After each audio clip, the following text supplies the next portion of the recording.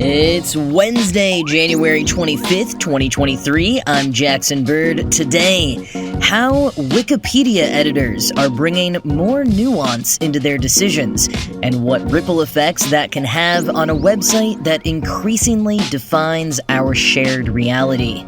Plus, how do you refer to historical figures who may have been trans? And a veritable laundry list of attempted Wikipedia hoaxes, including the recent discovery of what is most likely Representative George Santos's Wikipedia user bio from over a decade ago, and its many, many creative lies. Here's some cool stuff for your ride home. Over the holidays, I overheard some of my cousins extolling the virtues of TikTok, specifically how much they learn from it, and how they've learned more from TikTok than they ever did from school. Now, on the one hand, this is great. Some of those cousins never had a great time in school, and if they like learning now, that's awesome. And I agree. There are so many different creators with different niches on TikTok that you really can learn a ton. I especially like the kid who runs NPR's Planet Money TikTok, and any people who share history, household DIY, gardening, recipes. In relation to how much I've learned about the vast world on other platforms and on the internet in general, TikTok feels like sticking a fire hose directly in your face. The content filling your entire screen just keeps coming and coming without you asking it to or seeking it out. I learn about things I would have never thought to look up. But TikTok also spreads a lot of misinformation and disinformation. Most of it's unintentional misinformation. You don't have to have any sort of credentials to post something on TikTok or on any social media platform.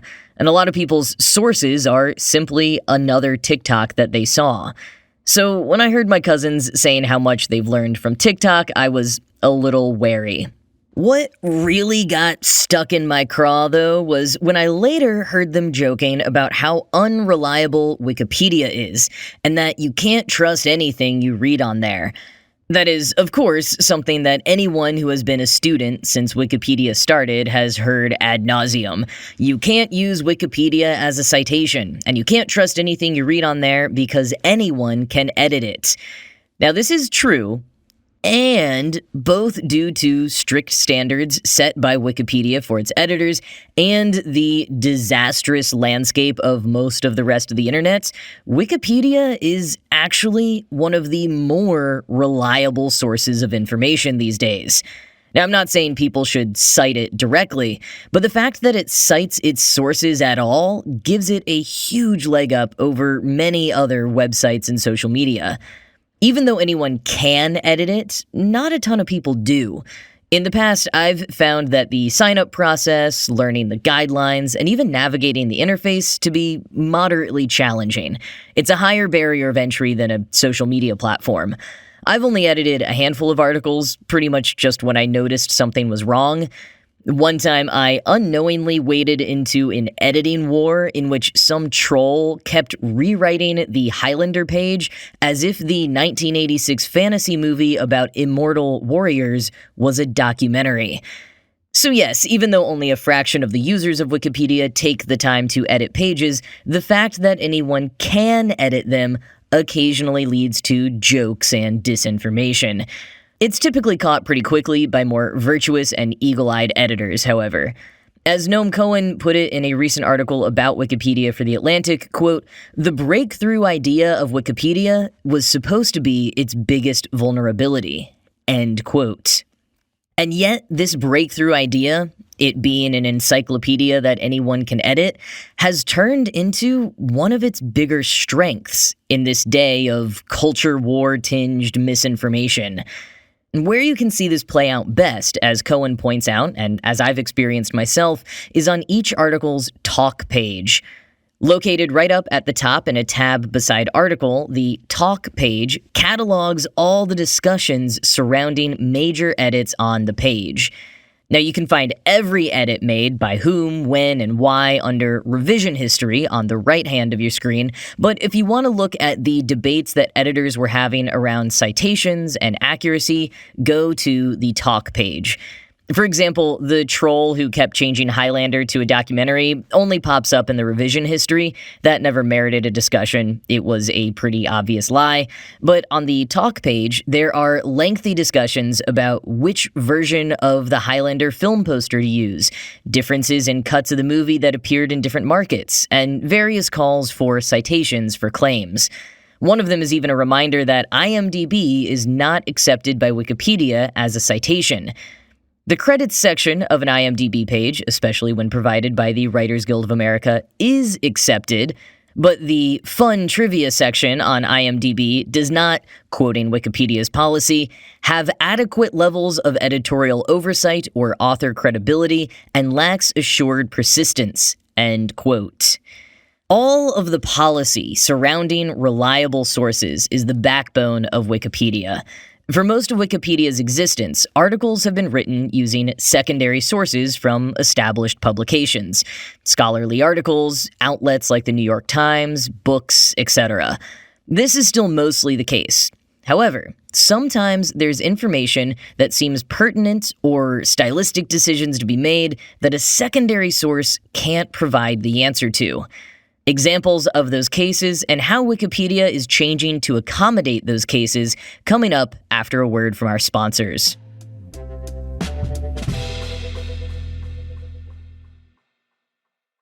Okay, so what happens on Wikipedia when editors acknowledge that an aspect of a topic or a way part of the topic is worded should be included or updated, but there are no sources that reflect what is currently more broadly understood?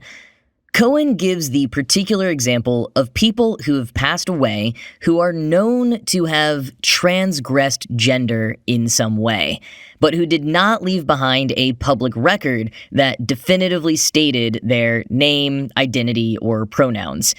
How do we refer to them respectfully when we can't ask them, and when no major publications give an answer that seems to acknowledge the individual's full self?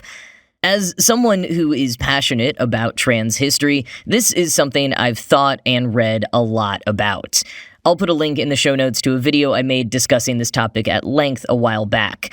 Historians differ, and it can vary from historical figure to historical figure, the context of their time and culture, and what records they left behind. Especially when we think about secondary sources, how do we trust that those were accurately representing the person as they wanted to be represented? For example, most of the records we have of potentially trans people in the Western U.S. in the 19th century come from sensational newspaper articles from the newspaper boom of that era. An article outing someone probably doesn't reflect how that person really felt or wanted to be remembered. Another source we have, a rare source of some historical figures' own words, is court documents. But if someone is being charged with dressing as a gender not assigned to them at birth, or with something like sodomy or vagrancy, can we even trust that what they said when trying to avoid charges is how they truly felt? It's likely many of them chose to play the game and say what they had to for their own safety, regardless of how they really felt inside. Complicating the issue more is that the language we use for gender identity has changed over time. People who didn't conform to gender roles and who innately felt like they were a gender other than the one they were assigned at birth have existed throughout time and across cultures. But how oppressively gendered their culture was and what resources they were aware of or had access to would change how they may have described their gender, how they even thought about it, and how they may have expressed it. In our current era, in nations like the US, while trans people are increasingly under the microscope and under attack, we have lots of words to describe gender. We've normalized the use of whatever pronouns most affirm you, and since about mid-20th century, we have structures in place for socially and medically transitioning. These developments allowed people who previously may not have dared to come out feel free to do so in some capacity. A person assigned female at birth, living in a rural area in the 1930s, might have felt for their entire life deep down that they were truly a man. But if they didn't know that anyone else in the world felt that way, or that there was anything they could ever do about it, they might have lived their whole life suffering silently, going to the grave without ever mentioning it to another soul. Those people are all but lost to history. But then we have those who did do something about how they felt. They wore the clothing that affirmed their gender. They found their way into jobs more typical of the gender they aligned with, or they led a sort of double life, occasionally sneaking out to bars and balls dressed as they truly felt. And usually, especially if we have a record to talk about it today, getting caught. Now, previously, we might have tried to scrub that part of a person's history, assuming that they felt shame over it, which they very well may have. Accepting yourself in a society that doesn't accept you is a difficult thing. Or we'd write about it in the language that non-trans and non-queer communities used until recently. For example, using the person's birth name and pronouns, even if there's a record of them using another one, or only switching to a different name and pronouns after a legal or medical change had been made.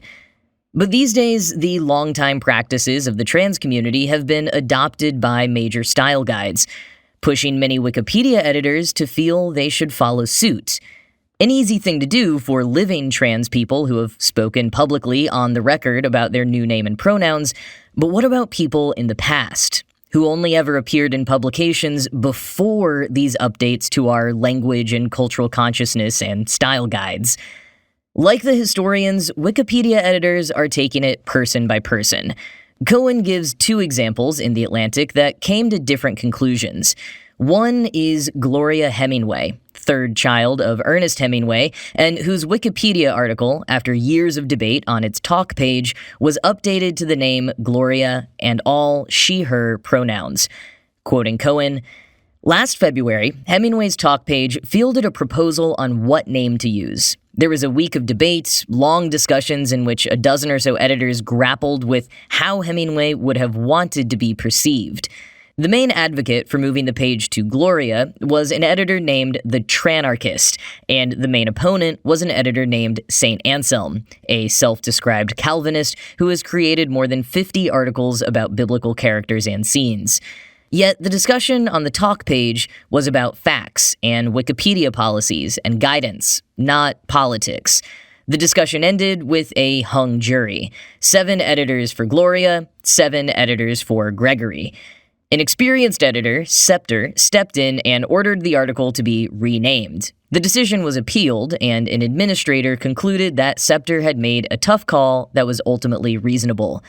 On the biggest social media sites, such a decision might have descended into endless mudslinging. Instead, everyone has respected the outcome and moved on. The article hasn't been touched in 5 months." End quote. The other example Cohen gives is of lawyer, priest, and activist Pauli Murray. Some historians and other scholars believe that given the opportunity and language available today, Murray may have come out as a transgender man. But even with today's language and opportunities, Murray could have also been non-binary, or simply a more butch woman, or any other gender. We don't know because we can't ask Murray. And the fact that Murray didn't use today's language, but the similarly nuanced language of Murray's own time, complicates the matter further. In this case, the Wikipedia editors continue to use she/her pronouns for Murray, though Murray occasionally used s/he in writing, but the article includes numerous sections about Murray's gender and sexuality, with passages on scholarly debate and lots of citations. And it's not just how to talk about the genders of people who passed away. Cohen also gives the example of how to refer to places with names that contain words considered to be slurs. Where do the borders lie between accuracy, usefulness, and respect? Where do they overlap? How do we keep up with the times and respect the dignity of all people when the only available sources are behind the times? And when it comes to Wikipedia, these are important questions to ask, because, as Cohen points out, quote, Wikipedia results spread across the internet, often influencing what we think of as reality. And he says earlier in the article, Wikipedia's billions of facts, rendered as dry prose in millions of articles, help us understand the world. They're largely the brain behind Siri and Alexa. They've been integrated as official fact checks on conspiracy theory YouTube videos. They helped train ChatGPT. End quote. As a separate Atlantic article from 5 years ago put it, Wikipedia is the last bastion of shared reality. The decisions that these, as a reminder, volunteer and anonymous editors make reverberate across the internet and seep into our common knowledge. In previous episodes, I've mentioned things like people editing the article for the word recession to suit their political beliefs, and other people adding an unverified birthday for cartoon character George Jetson. Both cases in which Wikipedia had to shut down editing for those pages because instead of the well-intended typical editors with their citations and policy adherence, these pages were being bombarded by first-time users just having a laugh. Or there was the time it was discovered that most of the Scots Wikipedia had been created by some American teenager who barely spoke any Scots. That was a particularly unfortunate and foreboding situation. Links to all of these episodes in the show notes, by the way. I've also brought up the story of Mr. Pringles, and how his first name, Julius, was created as an intentional hoax on Wikipedia in 2006 by a college student, but how it stayed up on the Pringles page uncited and unchecked for so long through so many corporate mergers that Pringles itself believed it had been the full name of their mascot all along. A funny, harmless example of how cracks in Wikipedia's mission, an encyclopedia that anyone can edit, can cause cracks in our own reality. But when it's working, when users follow the sources, when they check the talk page and the revision history, Wikipedia is still one of our best repositories of knowledge. And I would argue, as editors take on new approaches and, to quote Cohen, no longer automatically outsource the decision to a judgment of the past, end quote, it's becoming even stronger. Or at least, I think it's setting an excellent example for other platforms and for us all to remember as we consume and create content. An example of following the trail of information back to credible sources, and within those talk pages, an example of collegial debate that focuses on facts and a shared mission, rather than descending into political and personal attacks. You need to be wary when using Wikipedia for factual information, yes, but that's also exactly what Wikipedia teaches you to do.